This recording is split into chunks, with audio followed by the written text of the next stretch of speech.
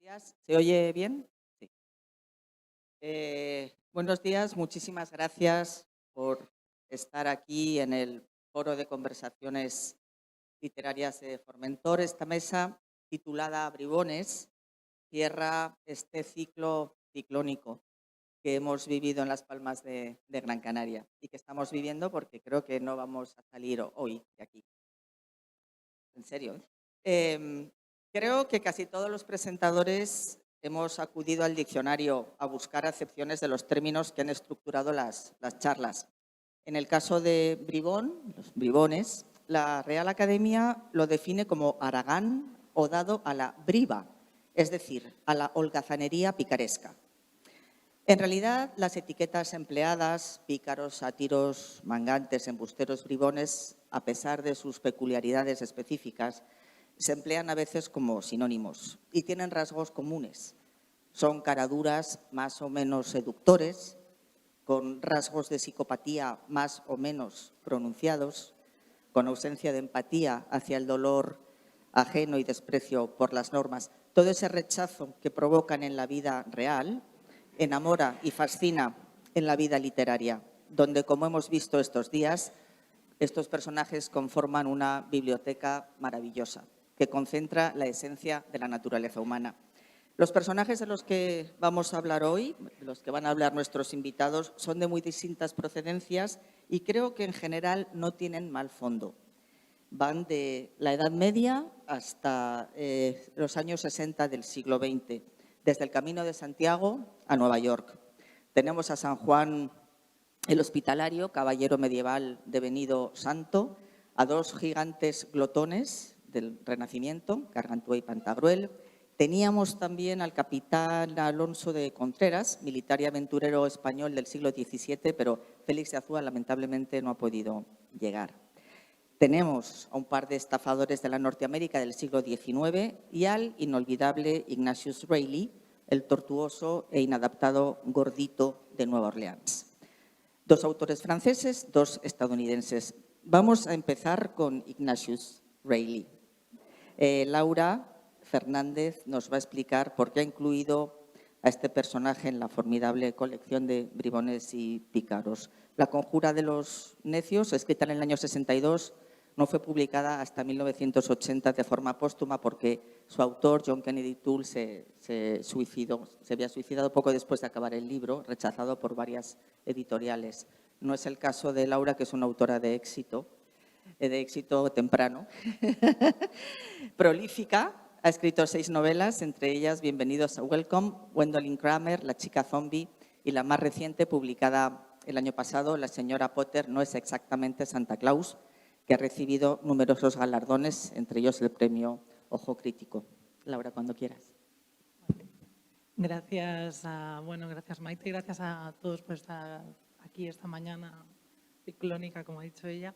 Es una responsabilidad hablar de La conjura de los necios. Todo el mundo que estamos aquí hemos leído esa novela con fascinación. Yo me voy a retrotraer a cuando la leí por primera vez y a lo que encontré instantáneamente, a lo que sentí instantáneamente que me hablaba directamente a mí y que de alguna forma me ha hecho ser la clase de escritora que soy. Sé que leí por primera vez La conjura de los necios de John Kennedy Toole el año 2001. El año 2001 yo tenía 19 años, estaba a punto de cumplir los 20. Y todavía no sabía que yo misma era Arturo Bandini, como hemos oído antes a Juan Tallón hablar del clásico de John Fante. Es decir, no había leído a John Fante, no sabía que cuando lo hiciera descubriría que siempre había vivido la vida como si fuese una comedia ridícula, en la que yo creía ser una gran escritora que jamás había publicado nada y que quizá nunca lo haría. Y que si lo hacía no iba a importar lo más mínimo. Lo único que importaría era que yo seguiría creyendo que era una gran escritora. Supongo que por eso, como La conjura de los necios fue el primero de esta clase de libros con personaje que vive más dentro de su cabeza que en el mundo que leí, tuvo una identificación instantánea y se convirtió en mi libro favorito, en un libro fetiche que solía llevar encima. Yo hago este tipo de cosas extrañas. Y lo que noté, lo que notamos todos cuando leemos La conjura de los necios, lo primero que notas es que, en mi caso fue la primera novela divertida que leía. Fue mi introducción al absurdo, fue el primer espejo de la realidad que me gustaba o que parecía que encajaba en mi manera de ver el mundo. Una vez me preguntaron cuáles eran mis preocupaciones temáticas como autora, una cosa que es dificilísima siempre de definir, y me di cuenta que la base de lo que hago está en la conjura de los necios, y son dos cosas concretas que me fascina, lo fascinantemente absurdo del ser humano y su encantadora y apasionadamente ridícula manera de habitar el planeta, y también la soledad del incomprendido al que le trae sin cuidado serlo, pero que querría de todas formas no serlo. Entonces Ignatius es un poco eso, ¿no? Y a la vez Ignatius Reilly era el primer personaje que me caía a la vez bien y mal. Yo creo que eso nos habrá pasado a todos, de todos los que había leído antes. Eso me encantó. Pensaba yo, ¿cómo podía el escritor odiarse de aquella manera tan dolorosa e infantil? Porque no dudé ni por un momento que John Kennedy Toole estaba hablando de sí mismo. No había elegido aquellas iniciales por nada. Si os fijáis, todas anteceden a las suyas, por una, alfabéticamente, a excepción de la última, pero seguro que hay una buena razón para que no sea así. Pero bueno, hablemos de Ignatius y de la forma en que combate su desencaje. A diferencia de Hal Incandensa, el protagonista de La broma infinita de John David Foster Wallace, y uno de los mejores representantes para mí del perdedor que ni siquiera sabe que ha perdido, esa figura narcótica propia de un siglo XXI en el que ni siquiera el antihéroe quiere serlo, Ignatius se jacta de su posición batallante contra la estupidez humana. Presume de ser un antihéroe, o mejor, es el propio John Kennedy Toole quien lo hace. Recordemos que la novela se abre con la famosa cita de Jonathan Swift, que dice aquello de: cuando en el mundo aparece un verdadero genio, puede identificársele por este signo. Todos los necios se conjuran contra él. El que Ignatius no sea un genio en absoluto, solo alguien que, como Arturo Bandini, cree que lo es y vive como tal, sin que el mundo se entere, a la vez propulsa y devora la cita de Swift, haciéndola tan absurda como debería serlo la idea de la genialidad más allá de la propia cabeza del genio. Ignatius es un ser abominable, un tipo enorme, ataviado siempre con una ridícula gorra de cazador con orejeras. Todo en Ignatius es desproporcionado y feo. Como un bebé gigante antiempático, Ignatius se comporta de forma napoleónica. Aborrece todo lo que ve y menosprecia a todo aquel que se cruza en su camino.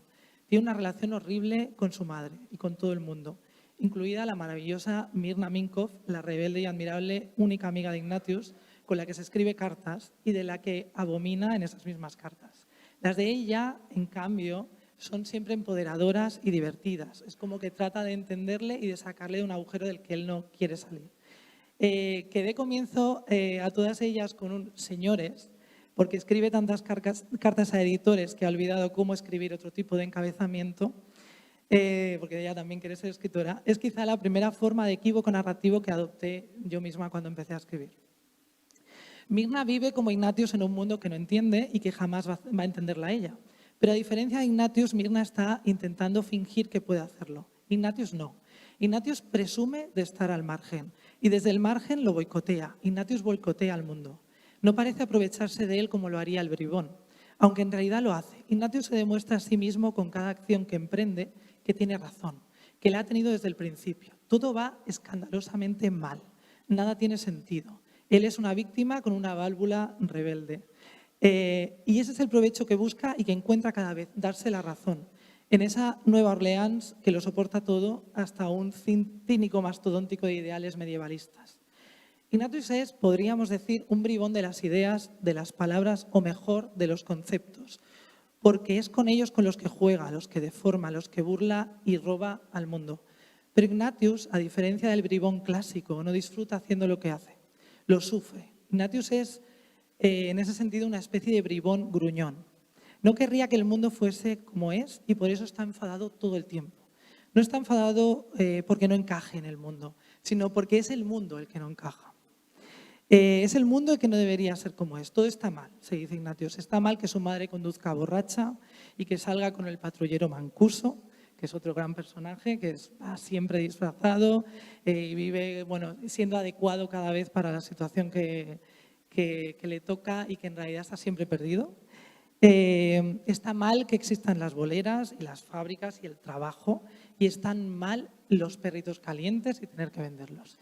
Pero todo puede usarse. Ignatius convierte la realidad en instrumento. Escribe su diario de un chico trabajador y convierte la realidad en aquello que a él le interesa. Se burla de ella y a la vez intenta mejorarla. Siempre desde fuera del sistema, porque Ignatius ni siquiera trabaja. Se supone que lo hace, se supone que trabaja para la también ridícula Levi Pants, pero en realidad Ignatius antitrabaja, destruye la idea misma del trabajo, acaba con el concepto porque el concepto es inútil y estúpido. Cuando lo convierten en el encargado del archivo, archiva documentos tirándolos a la basura. Esto es algo que yo misma imité el poco tiempo que pasé en un trabajo parecido. ¿Y qué pasó? Que no importó, porque nada nunca importa tanto en realidad. Todo es apariencia, espejismo, teatro, todo es ficción. Como decía ayer Manuel Vilas, todo es superstición. La realidad es un tipo de ficción. Algo que hemos construido para darle un sentido a lo raro que es estar vivo y estarlo en el único planeta habitado en miles de millones de años luz a la redonda. En ese sentido, Ignatius es quijotesco, pero no es Alonso Quijano, no. Ignatius es un anti-Alonso Quijano, es un anti-Quijote. No encanta la realidad para que encaje en su ficción, sino que la aplasta y la destruye porque sabe que no es más que apariencia. La rueda de la fortuna gira y siempre favorece a los audaces, sea cual sea su audacia. Ignatius es audaz y desagradable, pero le compadecemos. ¿Por qué? Porque su incomodidad es la nuestra. Todos llevamos a un pequeño Ignatius dentro, creo. Odiamos lo que no nos gusta y no nos gusta que el mundo sea como es. Ninguno de nosotros ha elegido que sea así. ¿Por eso le compadecemos? Ignatius además sufre la maldición del hijo único. Supongo que como hija única fui consciente desde el principio, pero no me he dado cuenta hasta este verano. Este verano he leído la biografía de John Kennedy Toole que escribieron René Paul Neville y Deborah George Hardy, Ignatius Rising. La biografía es hasta cierto punto terrorífica. Y lo es por la relación que Ken, que le llamaban Ken, tuvo con su madre Thelma. Es curioso, la historia la ha colocado en una especie de púlpito, el de la madre que ha creído desde el principio en su único hijo y ha conseguido que alcance el éxito, aunque lo hiciera después de muerto. Fue ella quien insistió durante años en que aquello era importante. Su hijo había escrito una obra maestra y había muerto frustrado porque nadie se había dado cuenta. Ella haría que se diesen cuenta, y lo hizo. John Kennedy Toole murió en 1969 con 32 años. Llevaba 2 meses fuera de casa, recorriendo Estados Unidos en un coche cuando lo encontraron. En mitad de un bosque, muerto. Se había intoxicado con el aire del tubo de escape. Se había suicidado. Nada estaba saliendo como debía. En Simon & Schuster primero le dieron largas y luego le dijeron que no había forma de que la novela encajase con lo que estaba pasando entonces, que no iba a entenderse, que no iba a poder venderse. Viajemos un poco al pasado antes de continuar, a la clase de niño que fue John Kennedy Toole. Fue la clase de niño que todo lo hacía bien, o mejor dicho, al que su madre convenció de que todo lo hacía bien. El niño que iba a triunfar, hiciese lo que hiciese, porque era único y especial. Podríamos hablar de cómo Thelma Toole impidió, como cuentan René y Deborah en Ignatius Rising, que saliese con las chicas que parecían gustarle. Y que a lo mejor las chicas no era precisamente lo que le gustaban, porque parecían gustarle más los chicos, pero eso no importa. Lo que importa es que su madre decía que ella iba a ser la única mujer de su vida. Y no solo la única mujer. Por la manera en que apartaba incluso a sus amigos, pretendía ser la única persona que le importase. El padre había quedado fuera de juego muy pronto. Y Ken, como ocurre a menudo con los matrimonios con hijo único, en el que los hijos forman parte de la pareja, era a la vez hijo y marido para su madre. Thelma no iba a dejarlo marchar ni siquiera después de que se marchara. Iba a demostrarle al mundo que era tan bueno como ella creía, que la manera en que lo había llevado al límite desde niño tenía un fin y era lícita, porque ella había tenido razón desde el principio. Sí, para mí, Thelma era Ignatius.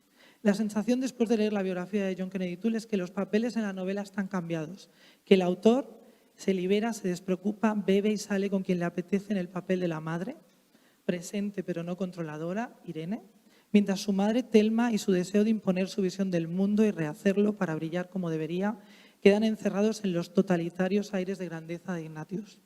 Y el gorro verde horroroso ese que lleva, parece ser que era cosa de un profesor de inglés, un amigo que también tocaba el laúd, como Ignatius, y con el que John Kennedy Toole hablaba sobre la forma en que la rueda de la fortuna gira. Ese señor se llamaba Robert Byrd inspiró todo el aspecto de Ignatius y algunas de sus obsesiones. Pero en el fondo, dentro de Ignatius solo había alguien tratando de escapar o de entender y perdonar, de divertirse con lo que pasaba. Alguien que se deformaba para reírse de sí mismo porque solo así le parecía soportable. Después de pasar por infinidad de despachos de pequeñas y no tan pequeñas editoriales, La conjura de los necios se publicó en 1980. Ganó el Pulitzer en el 81. Thelma Tull murió en 1984. Hay una fotografía de ella en la biografía que escribieron René Nevils y Deborah Hardy, en la que posa ante un enorme póster de Ignatius Reilly. La publicó la revista People en su momento. Parece feliz, Thelma, pero a la vez parece estar sujetando un peso enorme. Lo último que hizo su hijo antes de irse y pretender que la carretera le curase, como había hecho, con lo que había ocurrido a su admirado Jack Kerouac, fue discutir con ella. Para entonces ya había perdido la cabeza. Nada era como debería. Por culpa de las expectativas. El fracaso no existe si no existen las expectativas. Pero ¿qué había sido la vida de Kennedy Toole sino miles de millones de expectativas y la imposibilidad de distinguir con claridad lo que importaba y lo que no? Y aquí, de nuevo, a Ignatius archivando material, tirándolo a la papelera en Levi Pans, con la señorita Trixie llamándole Gloria y el señor González feliz. Todo ocurría como no debía y no importaba, porque nada nunca importa tanto en realidad.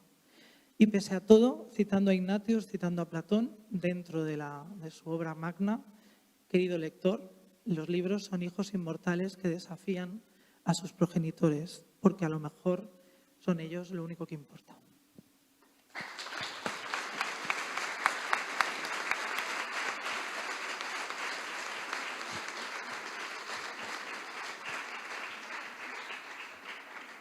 Muchas gracias, Laura. Vamos ahora con un autor francés, Gustave Flaubert, que deja el realismo para recrear una leyenda medieval llena de milagros y también de elementos caballerescos. Es la leyenda de San Julián Hospitalario, una obra cortita, creo que bastante desconocida. La ha elegido José Enrique Ruiz Domènech, historiador, profesor en la Universidad Autónoma de Barcelona y en otros centros como el Colegio de México o la Escuela de Altos Estudios de París. Su libro más reciente, aparecido este año, es El sueño de Ulises, una reflexión sobre el Mediterráneo desde los tiempos clásicos hasta el drama de las pateras de nuestros días. Adelante. Muchísimas gracias, Maite. No sé si darle las gracias al amigo Basilio, porque este espíritu fomentor que él fomenta nos pone siempre en encrucijadas difíciles. Me dice, vamos a hacer una cosa de bribones, pícaros, truanes, embusteros, en fin, vamos, la condición humana. Y uno se le ocurre decir, bueno, pues me voy a Zola, ¿no? O yo que sé, a Balzac. Pero yo soy tozudo y además, como ya estoy un poco mayor, que es un eufemismo de truán, ¿no? Pues yo aprovecho lo que está haciendo. ¿Y qué estaba haciendo últimamente, aparte de publicitar un libro? Estaba haciendo construir otro, porque este es un drama del escritor, ¿no? Cuando termina un libro ya se olvida de él y está construyendo otro. Yo estoy construyendo un libro en que quiero saber cómo empezó lo que ahora acaba. ¿Y cuándo? Porque yo soy un historiador formado en las preguntas típicas que me enseñaba mi maestro en el colegio, es decir, cuándo, cómo, por qué y dónde, ¿no? Lo que ahora acaba, y no muy bien, no es porque estemos ahora en pleno ciclón, empezó en la década de los años 70 del siglo XIX. Por lo tanto, estamos construyendo, o se estaba construyendo entonces, un periodo de 150 años. Y ahora acaba con unas maneras de necesidad de entender su genealogía. Y Maite tiene razón, en esa genealogía me entristece pensar que este gran autor francés, que es Gustave Flaubert, no ha formado parte de momento del debate. del periodo formativo. Pues vayamos a darle un poco de argumento, porque en el fondo Flaubert pensaba en esta década, que no fue buena para él, que el mundo que se avecinaba era un mundo de bribones. Acertó de pleno. Esos 150 años han estado dominados por bribones. Gente muy sospechosa, que nos han llevado a situaciones muy límites en muchos aspectos. Y no estamos en el mejor de los peores, estamos en el medio de los peores, de los subperiodos de estos 150 años. Y una de esas razones es porque no queremos entender lo que nos dijo Flaubert. Y eso es un fenómeno muy curioso. Hace 40 años ahora, el gran maestro con el que tuve cierta cercanía y amistad por otros motivos y otros estudios, el antropólogo Claude Lévi-Strauss, publicaba Antropología Estructural II. No se va a celebrar eso, que me parece una falta de tacto. Pero Lévi-Strauss nos enseñó que todo gran problema tiene 3 dimensiones. Él decía mirar, regarder, ¿no? Escuchar, écouter, leer, lire. En relación a la propuesta que hace Flaubert de cómo comenzó todo esto, es necesario mirar, escuchar y leer. Y precisamente ahí está la genialidad de Flaubert. Flaubert, en 1875, ya sabe que el tiempo pasado es el tiempo de las cerezas.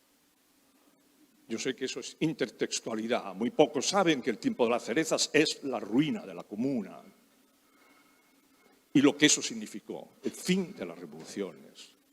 Hasta el punto que seguimos insistiendo que todo lo que ocurrió posteriormente le llamamos revolución, que es un tema a revisar. Tenemos a Ludmila para que nos crea conciencia a ese respecto. Con la Comuna acaba un periodo revolucionario, empieza en 1688 y comienza otro periodo.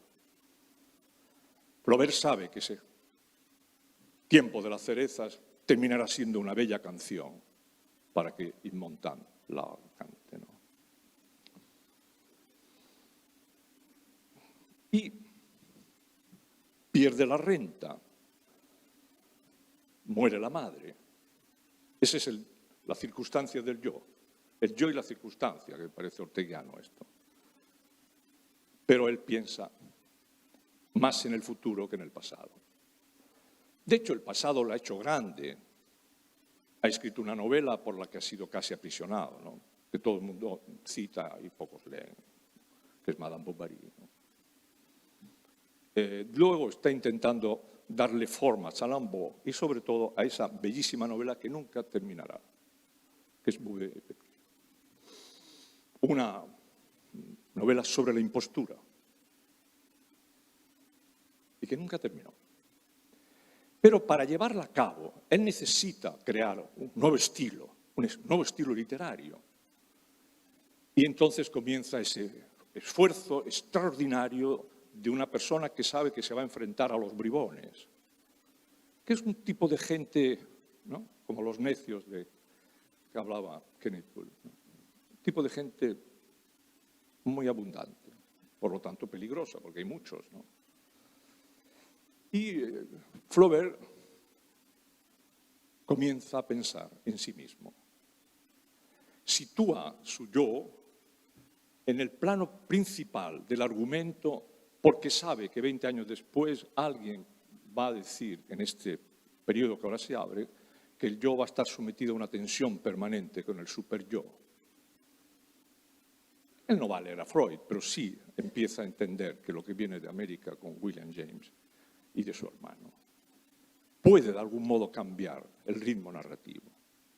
Y él quiere ser lo mismo que ha sido el artífice de la culminación del periodo anterior, quiere ser el que crea el estilo. Por eso los críticos que conocen bien al personaje dicen que las obras que escribe a partir de 1873, 74 o 75, ya empezamos con los problemas de la cronología, pero en fin, un trienio, son obras tremendamente cinematográficas. Y si no, que se lo digan a Chabrol, que le imita descaradamente hasta el nivel del plagio. Hace cine antes de que el cine tenga una máquina para hacerlo. Proyecta un modo de entender el mundo que va a dominar este periodo, porque este periodo, el arte es el cine, lo demás está bien porque se acomoda al cine. Cualquier intento de evitarlo ha fracasado.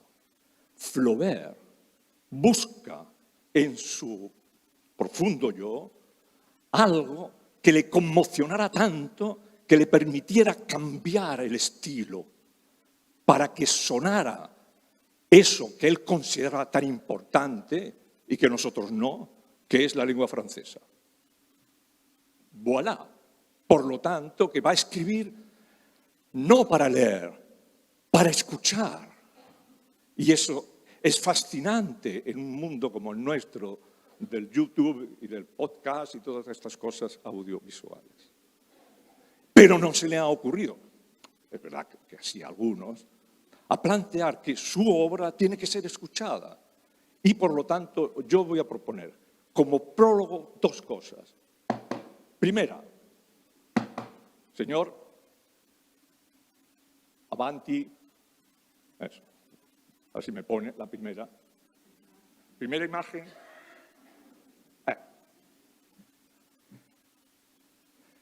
El cuento que llamamos la leyenda de San Julián, el hospitalario, está contenido en la impresión, en la conmoción que le produjo de niño ver esta vidriera de la Catedral de Rouen. Es una vidriera del gremio de los pescadores que están abajo. Y sobre el gremio de los pescadores cuentan una historia de tono hagiográfico que Flaubert le impacta tanto que condiciona su yo. Y como ocurre siempre que de niño te conmociona algo, lo olvidas. Esto luego llamarán el complejo de Edipo. Luego. Pero él ya está abriendo esas puertas que son auténticas ventanas de percepción epistemológica, y no hace falta que vengan del otro lado del Rin filósofos tremendos sobre la genealogía de la moral para indicar que lo que estaba en tema de juicio es de dónde empezó todo la cultura europea. Y naturalmente él dijo, como buen francés, como buen normando y como buen escritor y buen novelista del siglo XII, ¿cómo no? Porque el autor clave es Chrétien de Troyes. Perdón, no Rabelais. Ya lo sé. Pero él dice, en el siglo que viene, no podemos convertir a Chrétien de Troyes en un espécimen arqueológica. Tenemos que convertirnos en el sustrato, en eso que en alemán se llama en el Grund, del Grundlagen, en la razón de la profundidad de una forma de escribir nueva. Y esa forma de escribir nueva se escucha. Pongamos, vídeo que se escucha. Poquito, ¿eh? Vídeo. Vídeo.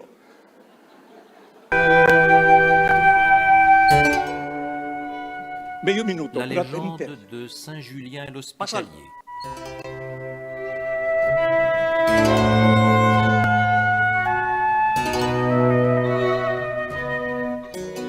Le père et la mère de Julien habitaient un château au milieu des bois, sur la pente d'une colline. Les 4 tours aux angles avaient des toits pointus recouverts d'écailles de plomb, et la base des murs s'appuyait sur les quartiers de roc qui dévalaient abruptement jusqu'au fond des douves. Les pavés de la cour étaient nets comme le dallage d'une église.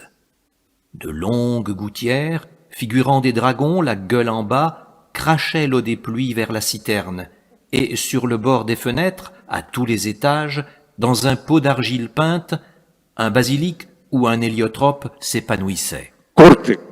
Une seconde enceinte, faite de pieux, comprenait d'abord un verger.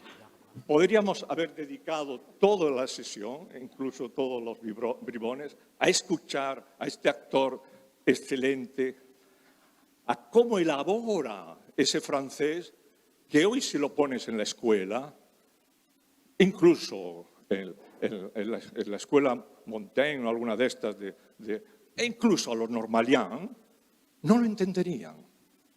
Han perdido la seña de identidad lingüística en una época que pensamos que la lengua es el elemento de identidad de las personas y de las culturas. Porque esa lengua, esa preciosa lengua que utilizarán durante 150 años este país para definir la categoría cultural de Francia. Él está diciendo a la Tercera República, a los Clemenceau de turno, antes de hacer la guerra, comienza la guerra literaria. Es que al final, si tú no entiendes la sonoridad poética del francés, el francés está condenado a morir por una lengua mercantil creada en Londres por Christophe Marlowe, que es el inglés. Esa es la cuestión.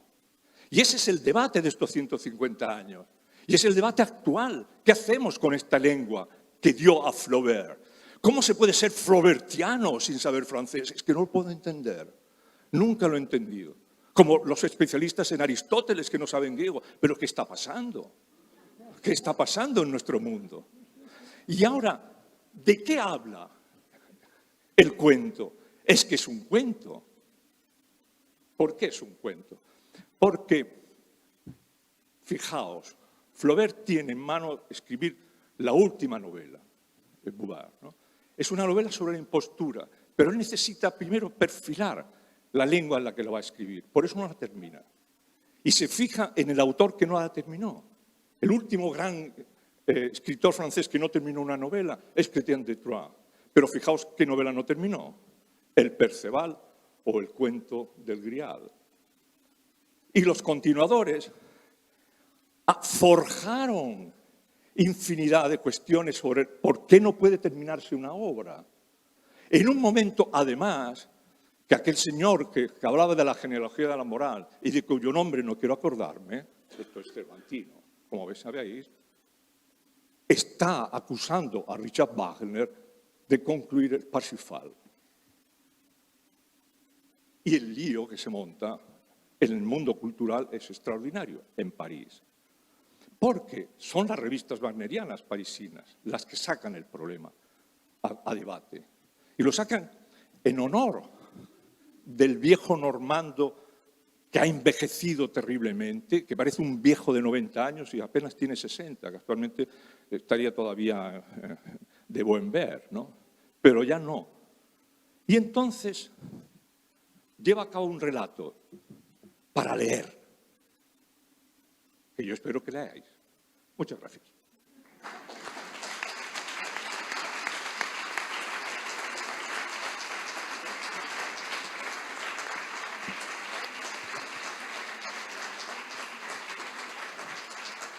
Gracias, José Enrique.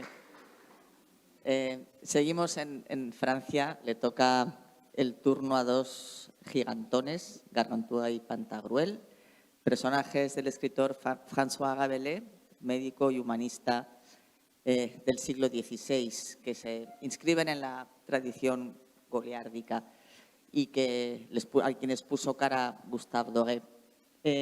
Nos va a hablar de ellos Basilio Baltasar, periodista, escritor, editor, director de la Fundación Formentor y artífice de estas conversaciones. Basilio dirigió la Fundación Santillana, fue también director editorial de Seix Barral y donde recuperó el premio Biblioteca Breve y ha estado vinculado a otras fundaciones culturales como la Bartolomé March o la Fundación Jacober. Es autor de una novela, Pastoral iraquí, publicada en 2013. Cuando quieras. Bueno, buen día. Todos los participantes en estas jornadas han tenido la cortesía de agradecer a la Fundación Formentor el estar aquí y el poder compartir estas memorables jornadas Pero tengo que decir que es la Fundación Formentor la que os tiene que agradecer a todos vuestra asistencia, vuestra participación y formar parte de este coro de voces, personalidades, miradas que han sido capaces de penetrar con astucia y con inteligencia y descubrir las maravillas ocultas incluso en los libros que habíamos leído. Por lo tanto, el agradecimiento es nuestro para todos vosotros. Y no dudéis de que formáis parte de ese pilar de la civilización que nos permitirá resistir la distopía tecnológica que está arruinando la mente de todos nuestros niños y jóvenes. Pero la batalla no está perdida y este encuentro lo demuestra. Gracias.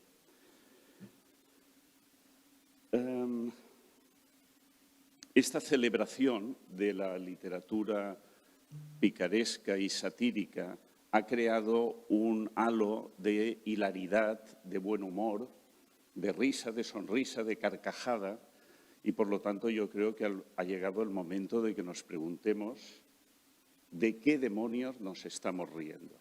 Este tendría que ser el titular. ¿De qué demonios nos estamos riendo? Recordemos el enigma que lee Gargantúa para despedirse de sus lectores. Empieza consolando a los pobres humanos que esperan ser felices y acaba deseando que cada uno encuentre por su cuenta la suerte que le está predestinada.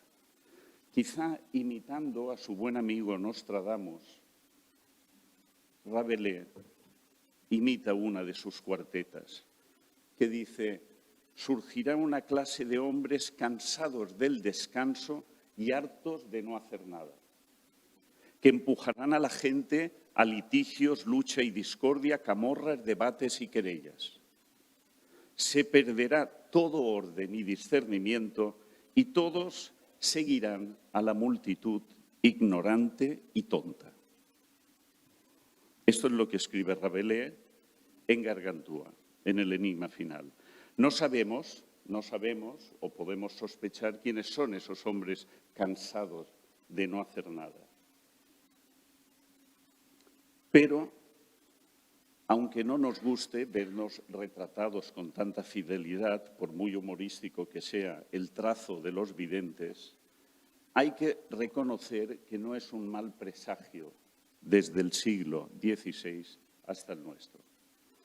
El epílogo de Gargantúa, este enigma, nos invita a hacernos la pregunta, que espero que nos la hagamos muy en serio: ¿de qué demonios nos estamos riendo? Un contemporáneo de Rabelais, el médico francés François Bernier, fue médico del emperador mogol y durante su estancia en la India tomó buena nota de todo lo que veía a su alrededor. Algo que llamó su atención fue una de las cofradías ascéticas que deambulaban por el país. Esta gente, dice Bernier, que viaja de un lado a otro del continente, son en verdad unos personajes muy extraños. Se ríen de todo y no se molestan por nada. El que les habla hizo a mediados de los años 90 en el país Dogón, en la frontera entre África Negra y el Sáhara, una encuesta entre los miembros de una sociedad iniciática que se llama la Aramonuna, cuando a través de los ritos de paso se integran en el grupo hermético, aceptan una obligación esencial a todos los miembros de la cofradía: reírse de los demás. Se reúnen con periodicidad en el mercado y a plena luz del día hacen befa de los transeúntes, se mofan de ellos, les escarnecen, sin que nadie pueda replicarles ni darse por ofendido. Incluso les arrojan a la cara excrementos secos de perro. Los miembros de la Aramonuna adquieren con su juramento solemne el deber y la obligación de insultar a todos los demás. ¿Cuál es la función de la sátira? ¿De dónde viene esta tradición culta y popular, refinada y chabacana, inteligente, y muy grosera. Uno de los grandes personajes de nuestra historia cultural es Jorge Gemisto, consejero de los emperadores de Bizancio, erudito, humanista, amigo de Nicolás de Cusa, amigo del mecenas Cosme de Médicis, que alentó la creación de la Academia de Florencia y que se le atribuye un papel fundamental en la construcción, en la invención del humanismo europeo, del Renacimiento. Junto a su amigo, el patriarca de Bizancio y cardenal de la Iglesia de Roma, Basilio Besarión, fue uno de los que, antes de la conquista turca, contribuyeron a rescatar las valiosas bibliotecas de documentos, de incunables, que hasta ese momento estaban depositados en Constantinopla. Jorge Gemisto es el autor de un libro muy extraño, desconcertante, moderno y arcaico, ilustrado y al mismo tiempo despótico. En su prólogo advierte al lector: el hombre es un compuesto de dos especies, la una bestial y mortal, la otra inmortal y emparentada con los dioses. Su memorial, el Memorial a Teodoro, que es el título de su libro, viene a ser una versión renacentista, del incipiente Renacimiento, una versión de la Teogonía de Hesíodo, las Metamorfosis de Ovidio, con resonancias persas y alejandrinas, órficas y homéricas, una versión postcristiana del Olimpo griego, que venera el encanto neoplatónico de la belleza, la verdad y la bondad. Según el cardenal Besarión, Gemisto aseguraba que en pocos años el mundo entero aceptaría una misma religión, una religión con un solo espíritu, un pensamiento y una doctrina. Lo más desconcertante del libro de Gemisto es que entre sus meditaciones religiosas y ordenamientos jurídicos que elaboraba para los emperadores, introduce una desconcertante crónica de cómo se comportaban los hombres en su época. Su descripción de las costumbres da cuenta de un escabroso episodio moral y de una morbosa anomalía. El capítulo de Gemisto se titula Que los padres no tengan relaciones carnales con los hijos y aboga por quemar vivos a los que sean encontrados culpables. El lector se pregunta, ¿qué necesidad tendría Gemisto de introducir en su memorial este capítulo si no estuviera aterrorizado, espantado por una extendida perfidia de sus contemporáneos? Volvamos a lo nuestro. ¿De qué demonios nos estamos riendo? Giovanni Boccaccio despertó con su Decamerón una oleada de entusiasmo y un nuevo género narrativo de gran influencia, como sabemos, en Europa. Podríamos dedicar una jornada completa y con grandes especialistas en la cuestión a comentar y festejar su efervescente imaginación literaria. Pero una de sus historias es la que viene hoy especialmente a cuento, la octava novela de la quinta jornada.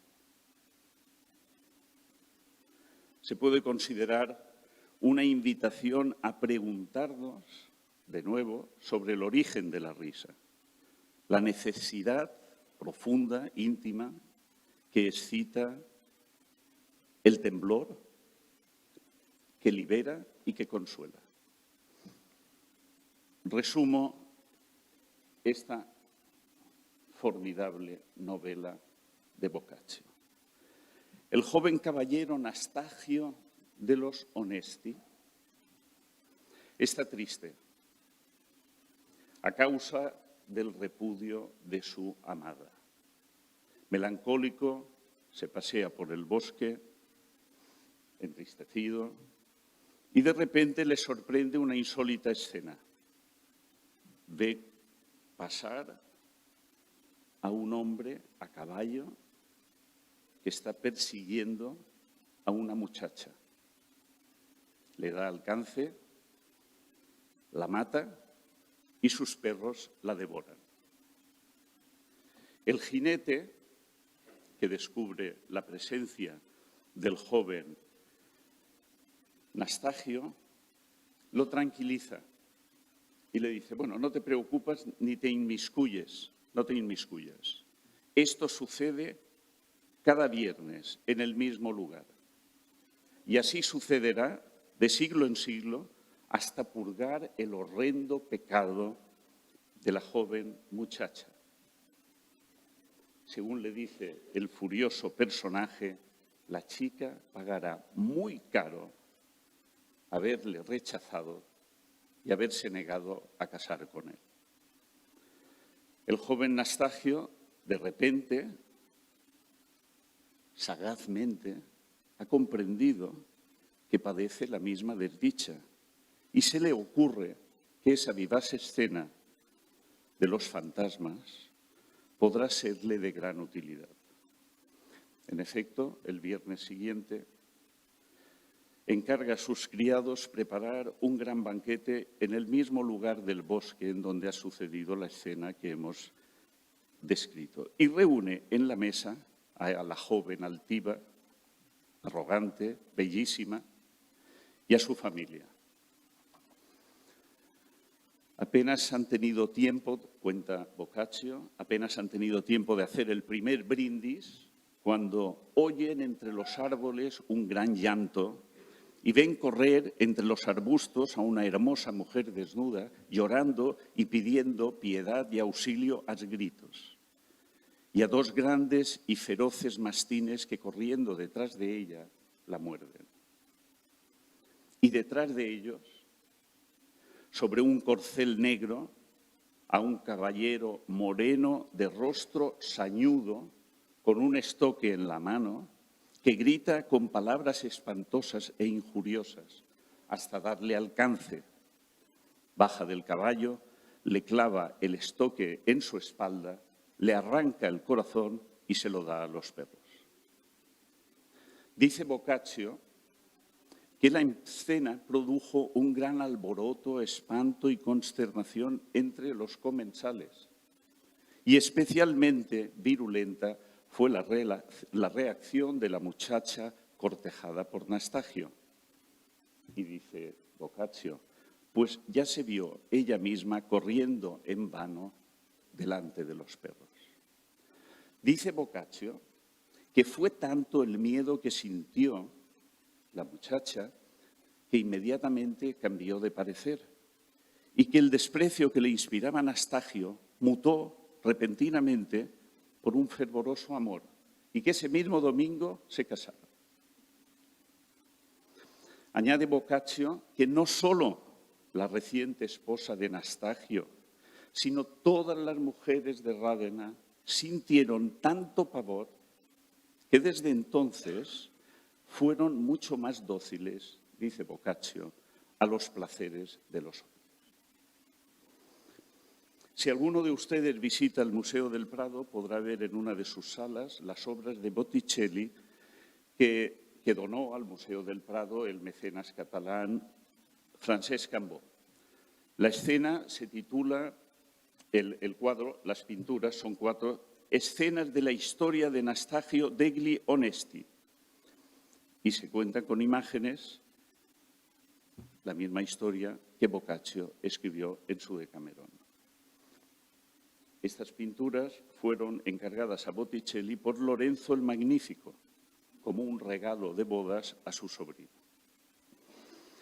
En otra ocasión, Dios mediante, intentaremos comprender la ruptura cultural que se produjo entre la escuela de los poetas provenzales, que un par de siglos antes veneraban a las mujeres como una encarnación de la divinidad, y el convulso momento que inaugura Boccaccio con su Decamerón y con el caballero oscuro que despedaza a la muchacha que no se quiso casar con él. De ahí la pregunta, ¿de qué demonios nos estamos riendo? Pero quizá nos resulte más fácil entender ahora el enigma de Gargantúa, la vida itinerante de los ascetas indios que se ríen de todo y que no se molestan por nada, y a los sardónicos iniciados del país dogón que insultan a los transeúntes con esa inconfundible gracia del deber cumplido. Y ya para acabar, una sentencia. El satírico y el pícaro son impertinentes solo cuando olvidamos el motivo por el cual se ríen de nosotros. Gracias.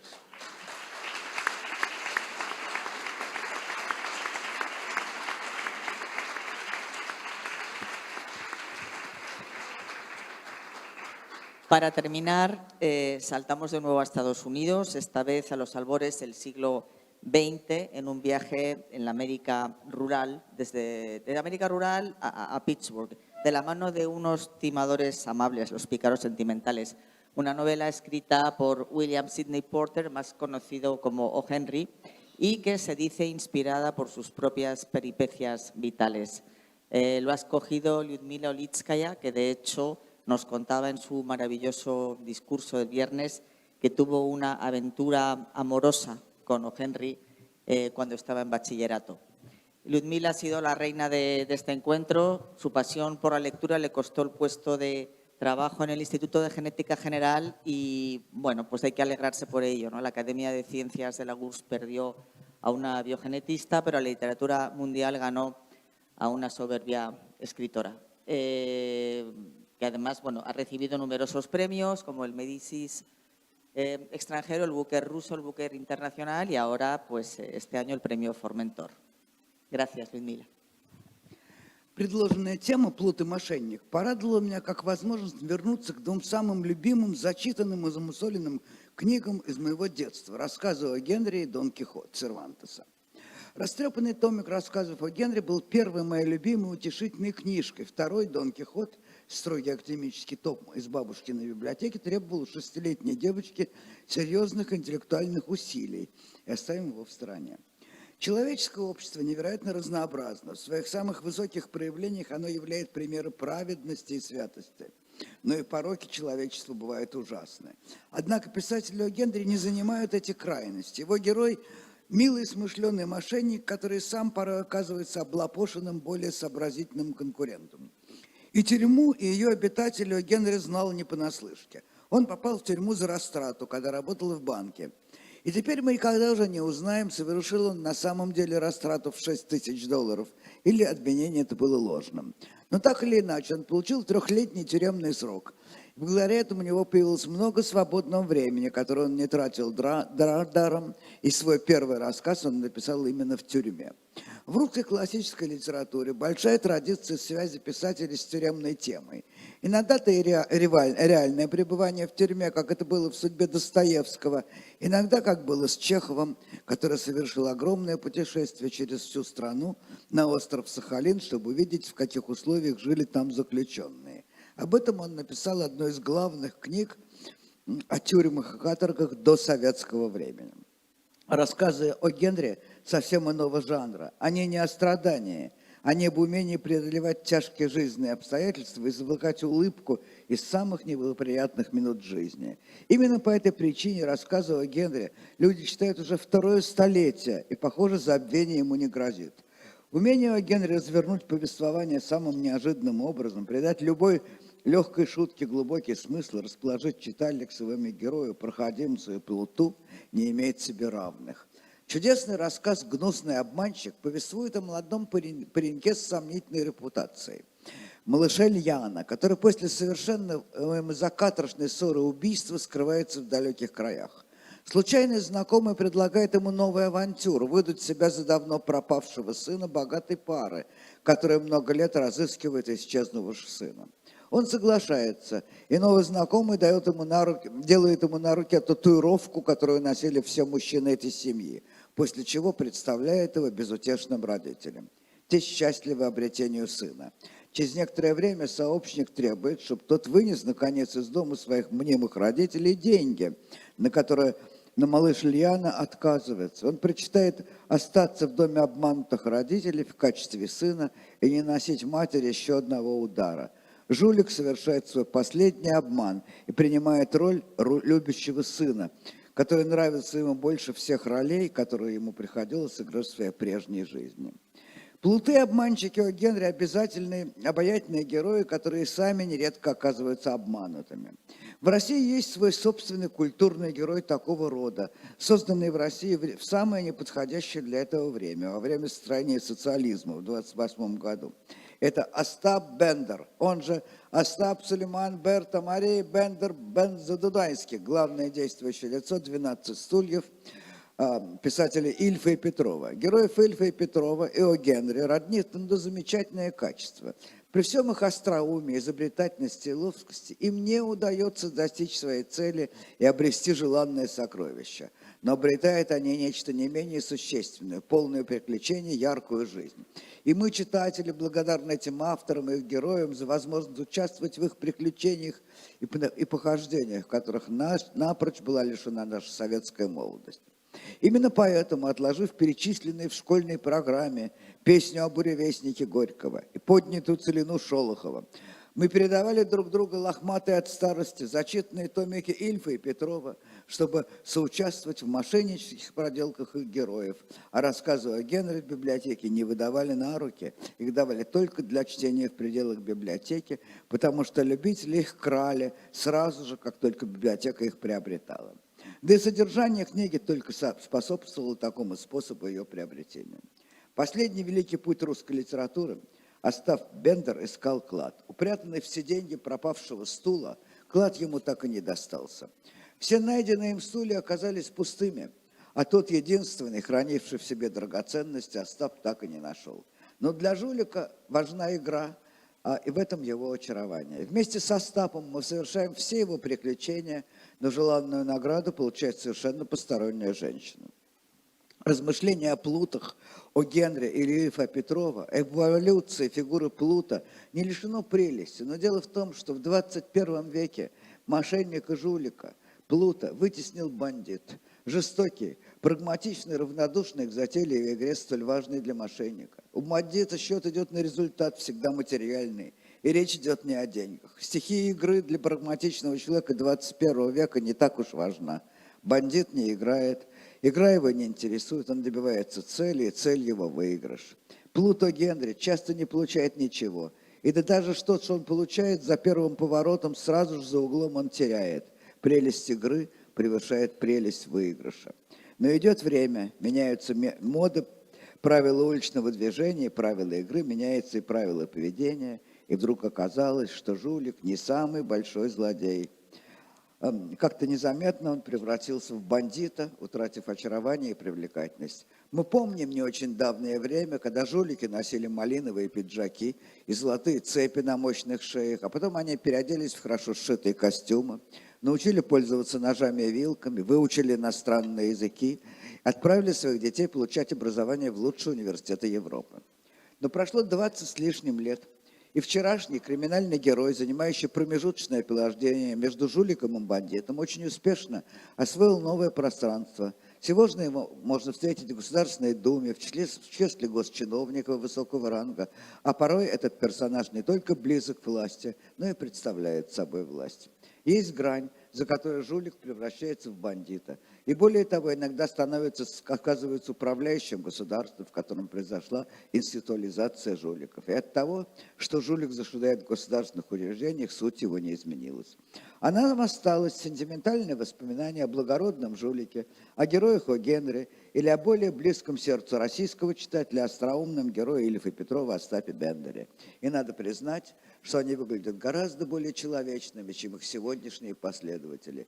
И не забудьте про гнусного обживанщика О. Генри. Всего вам доброго. Спасибо.